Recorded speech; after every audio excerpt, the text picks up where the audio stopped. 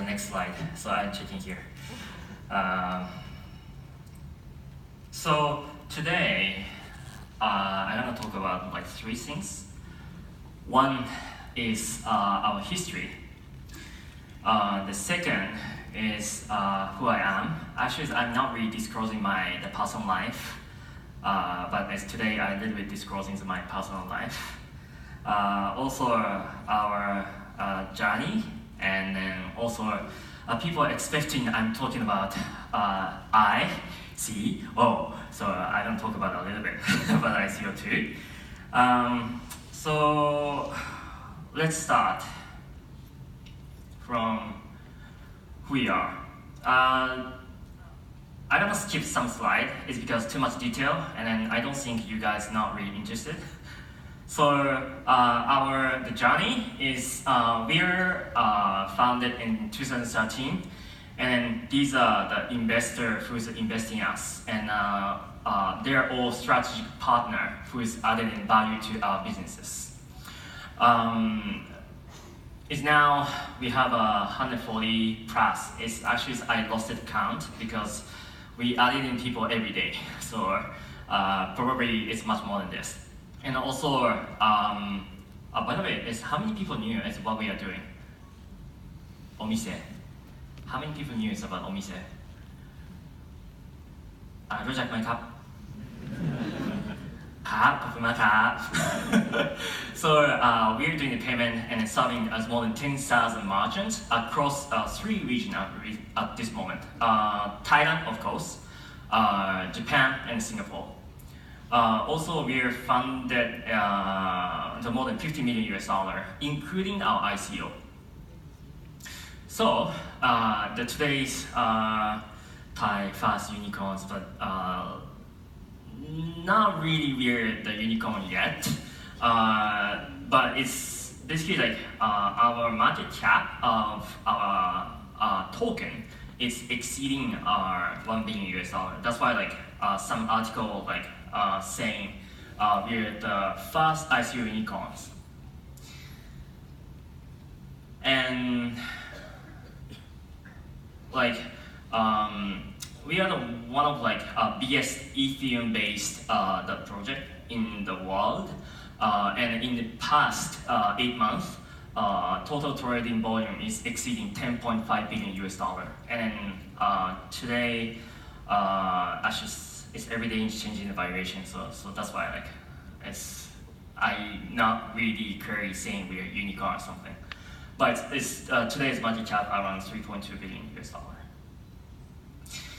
And sounds like it's very, very easy.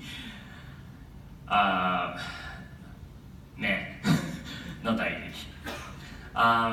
So to explain the why I could say not easy, let me explain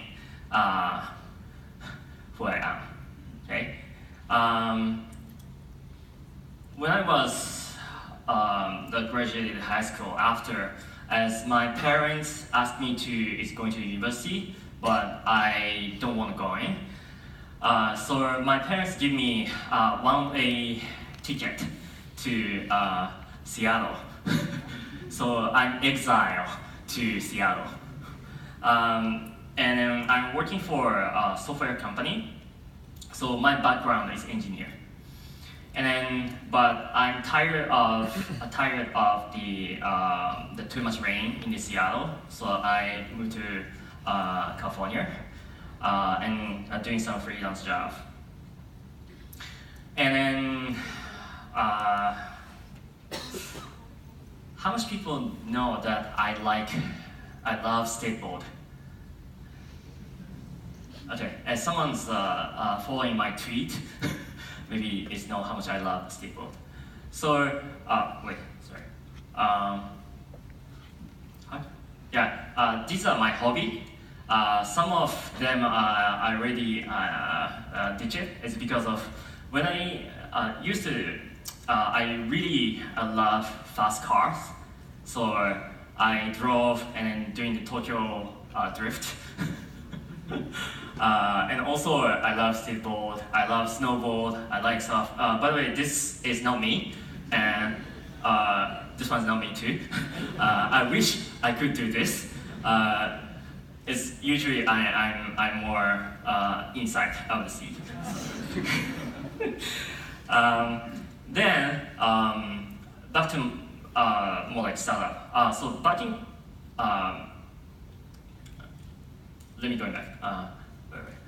So after I came back from the US, I met my co-founder, Donnie. He's one of the mentor of the Dtac Accelerator too. So we've been friends, it's almost 18 years. So it's my wife, call him my second wife. So I literally spend more time with him than wife. So back in 2009, actually this is my first startup called LifeMe. And then I started my company in US as well as Japan. So I chosen by TechCrunch. It's back in 2009. TechCrunch is not called Disrupt. They're called TechCrunch 50. And then we got the prize and chosen like one of the finalists. And then I went to TechCrunch 50 and launched our services. So I thought it's a cool idea. It's a life log, basically like accumulating whatever the data around your life, and then other recording it, like asset or like your health, whatever. So, but it's people said a little bit creepy. And the reason is, can you see here? It's actually counting your lifetime. So every day when you see, it's your lifetimes counting down. So you can recognize like how much the time left in your life. And also recording your last will too. It's cool, but it's a little bit creepy. And then it was really hard to monetize. So I got some angel fund, but I failed. And then 2013, my co-founder went back to Thailand, and then I pretty bored Japan startup. Then I called him. I'm looking for something, and then he said like, "Oh, Thailand, e-commerce is booming." And I decided, okay, I moved to Thailand, and that was back in 2013. And then we started the 3 people, me, myself, Donnie, and this is my wife, Pago, Top. So it's the making desk. That's how we started, and this is our first office. We're 3 of us just sitting here and then try to launch our awesome e-commerce. So Omise means in Japanese the store, a shop, right? And then this is Crystal Design Center at the CDC. And then we are still in the Crystal Design Center. We are not using this small office anymore, but this is our history. So we try to launch. This is the actual design of our e-commerce. It's a clean, right? And it looks cool, but we didn't launch because we couldn't find payment. And then that's what triggered us to starting payment companies called Omise. And then in short, we pivoted in 2014 August, and then we launched Omise Payment, and we got the first funding from East Ventures. And it still sounds easy, right? So I will do some weirdness. So this is 2013. I admitted in the hospital because stressed, raising money, and struggling build the product. And then here is actually on the airplane. I got the problem on the heart, and then its flight attendant give me oxygen tank was this. This is last year. So I'm still struggling. It's just so much like stress and then so much like the pressure. So this is like kind of like startup, the real life, right? So this is who I am. So I'm same as most of you guys who is doing this startup. I'm still struggling a lot every day, and also facing the issues every day. So let me move on to the next topic. It's what is like Omise, right? And especially like today, I'm focused on talking about like Omise. It's how we started Omise Go, the blockchain subsidiary. So back in 2015, when we started the payment, we strongly felt that to dealing with banks, a financial institution, is pain in the ass. So if the bankers here, I'm really sorry, and of course there. So that's why I and Donnie is really exploring somehow how we can like prevent this kind of like the pain. So we thought we'd like to building our own network. It's ourselves. It's our own payment network, rather than rely on someone else, third party. So we just tried to exploring, and then we found it's called Ethereum. It's now, how many people knew Ethereum? Quite a lot, right? But back in 2015, no one's, what is Ethereum? As people only know the Bitcoin. But the Ethereum is it's not the cryptocurrency, by the way. Ethereum is a network. Ethereum is smart contract blockchain network, which you can programming on the smart contract. That's an Ethereum. And then people calling cryptocurrency, that is ETH, ETH. That's what people call cryptocurrency. So don't call Ethereum equal cryptocurrency. Ethereum is a network, okay? I'm trying to emphasize this every time when I'm having the speaker sessions, because all the articles are cryptocurrency, Ethereum. No, a network, okay?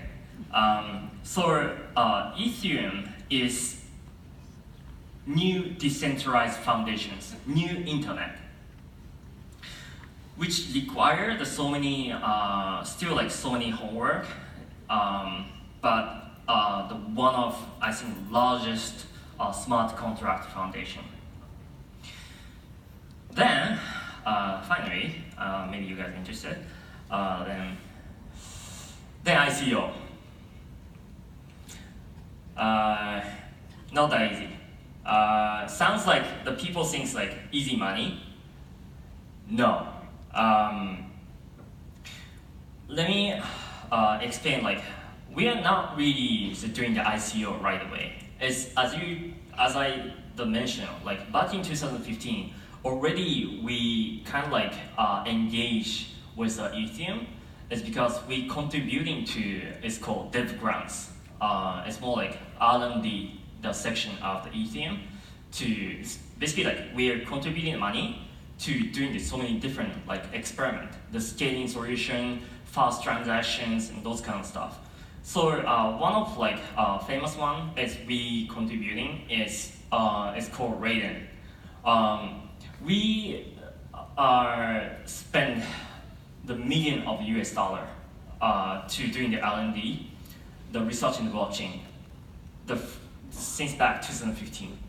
So still this is like GitHub. The you can see is Omise name on the Raiden the GitHub. So we are not really naturally like came up with ICO idea and doing the ICO or something. We are really doing the research almost like 2 years, even before doing the ICO. So the why we are doing this R&D the blockchain because, as I mentioned, build a network is our objective. But we also try to, building some blockchain service for a banking industry, but the banks can't adopt new tech as fast as we expected. So, sorry bankers. And then, since we're actually working with other telco and the serving to some payment service to the telcos, we found out they're really, really fast to adopting new technologies. So we try to exploring as a different approach, which is the building is mobile interoperability network. That's the first idea of the Omise Go. And the market value is huge in the world. This is a mistake. It's not million, it's a billion. So 3,142 billion US dollar, that's a market size. So it's huge. Then, in 2016 July, we came up with a clear idea of Omise Go. So we are actually not planning to doing the ICO from the beginning.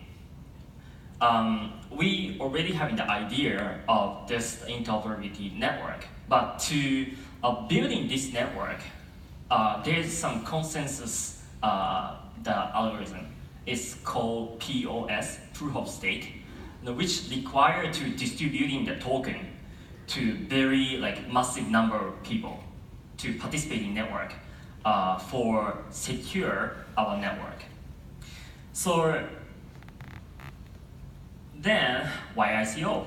So this is the answer because we need to distribute the tokens. It's the massive number of people. And the way is ICO, because naturally people can come in, take the tokens, and they can hold it, and in mid-long term, they can participate in the network. But there's so many people, so recently, just seeing the Thailand, right? Even in Thailand, there's so many ICO pops up.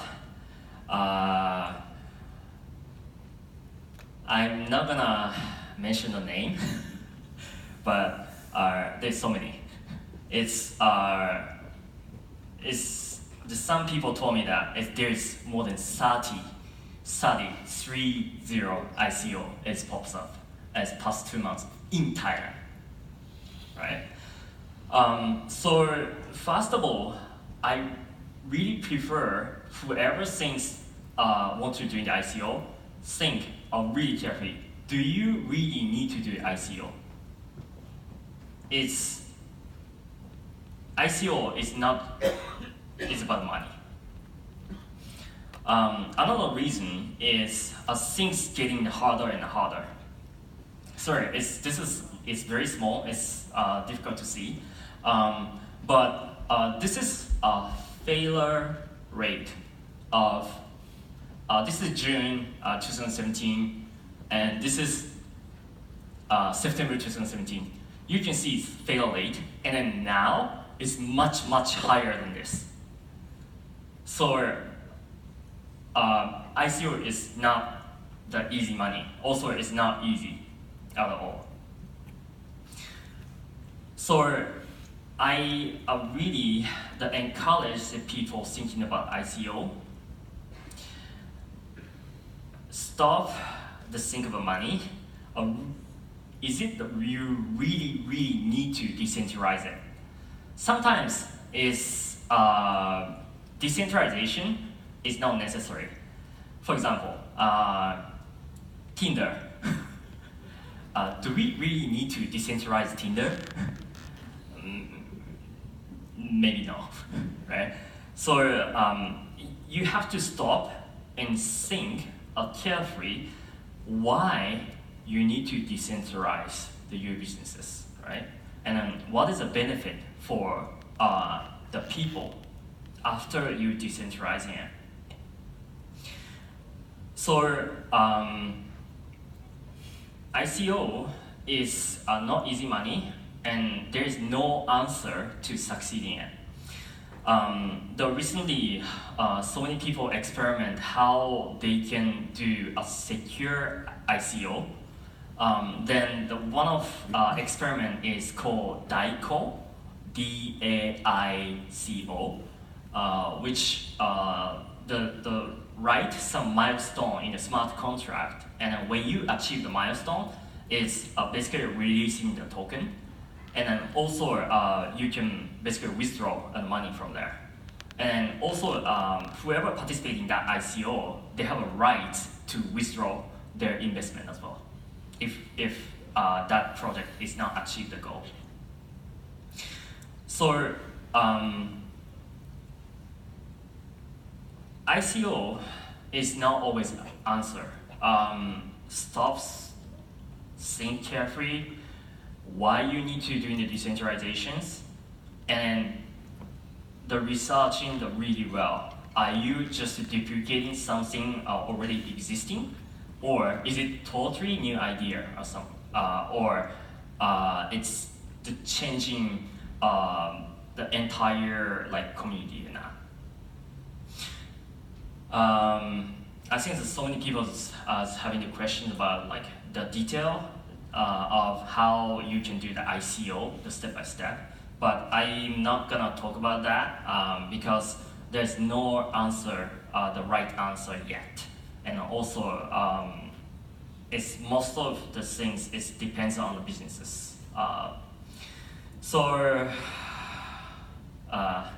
Enough. Let's go back to the main topic. And how to be unicorn.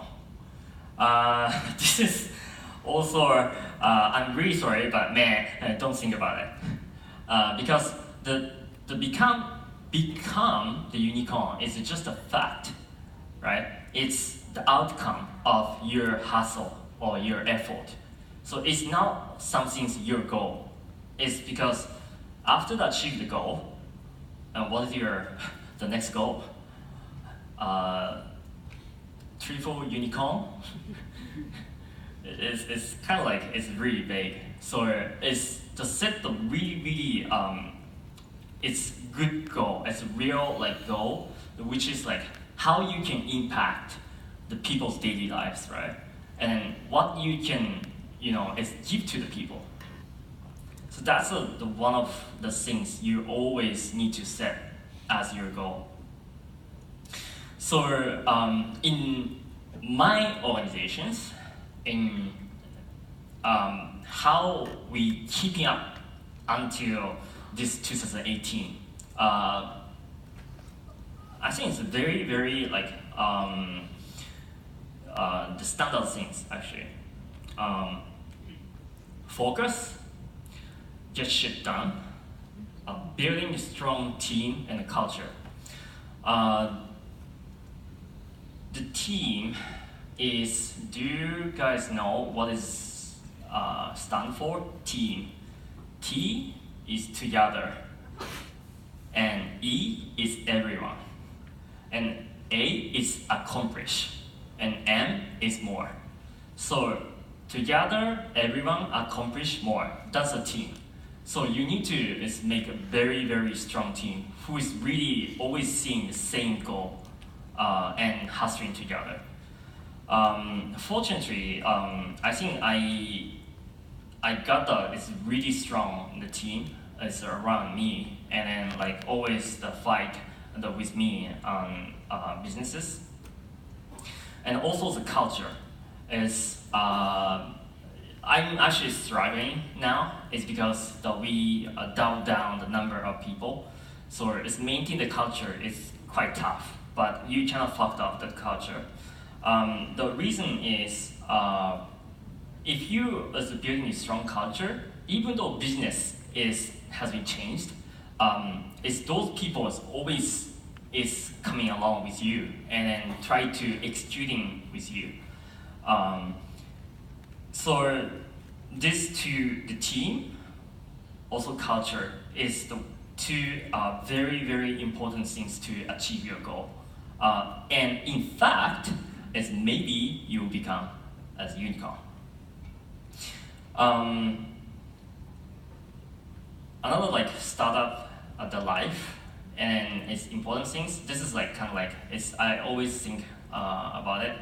Also the thought myself. Once in a lifetime, take a huge risk. The risk is always huge actually, but it's just a matter of like it's maybe the pressure. But you know, even you take a huge risk, no one can kill you. So it's just take a risk. And then determination is also important. And these are pretty vague. It's because it depends on the people, right? And also trust your intuition. Sometimes this is the one last things I want to share. Yesterday, in the morning, I can't disclose everything, but we have some kind of like very, very important meetings to making a huge decision. And then all the teams came to the one space, and then we are kind of like bring it up like all like pros and cons, Cody Kosia, and then it's try to make a decision, but at the end is people that told me that okay, Jun, it's now, it's trust your gut, it's making decision, and we just following you. So that's all of them is told me. So it's kind of like the really encouraged, but also I'm really got the pressure to make a decision because even though like I'm making decision as wrong way, they try to executing it according to what I said. So, but what I want to emphasize is building that kind of like the team is really important. Trusting you, and then it's try to executing according to what you want, right? So, and also if you are the part of the team, and then that try to executing for the founders. Also, I really want to encourage you to supporting the founders. The founders always fighting with anxiety, and they're really lonely people. Yeah. So those are what I want to share today, and also Omise and Omise Go. It's supported by so many variety of people, and also in here, I really knew there's so many startups that using the Omise payment, and also how many people have an OMG? I love you guys. Thank you. Okay, that's it. เสร็จแล้วครับ